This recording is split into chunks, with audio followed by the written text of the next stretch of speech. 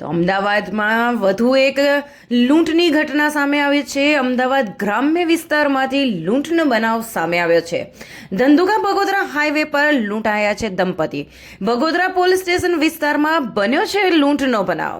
જી હા, મળતી માહિતી મુજબ લૂંટારા કાર, મોબાઈલ અને રોકડ રકમ લૂંટીને થઈ ગયા છે ફરાર. સુરેન્દ્રનગરના દંપતી બગોદરાથી માત્ર 2 કિલોમીટર દૂર લૂંટાયા હોવાની માહિતી સામે આવી છે. હાઈવે પર 25 કિમીથી પીછો કરીને ટક્કર મારીને લૂંટ ચલાવવામાં આવી છે. વડોદરાથી સુરેન્દ્રનગર જઈ રહેલા દંપતીને માર મારીને પૈસા અને કાર લઈને 2 શખ્સો ફરાર થઈ ગયા છે. પોલીસે દંપતીની ફરિયાદના આધારે વધુ તપાસ હાથ ધરી છે. આપનું નામ શું ને આપની સાથે શું ઘટના બની હતી? મારું નામ જય પરમાર છે. હું વડોદરાથી સુરેન્દ્રનગર જઈ રહ્યો હતો મારી કાર લઈને, હું અને મારી વાઈફ.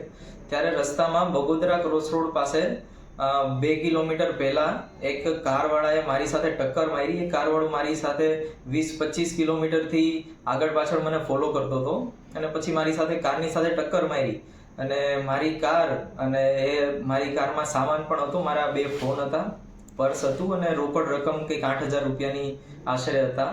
તો એ લઈને એ ફરાર થઈ ગયો અને પછી હું અને મારી વાઈફ બંને ઓટો રિક્ષાથી બગોદરા પોલીસ સ્ટેશન આવ્યા અને અહીંયાથી અમને એમ્બ્યુલન્સ દ્વારા હોસ્પિટલમાં લઈ જવામાં આવ્યા અને પછી અમે સારવાર થયા પછી કમ્પ્લેન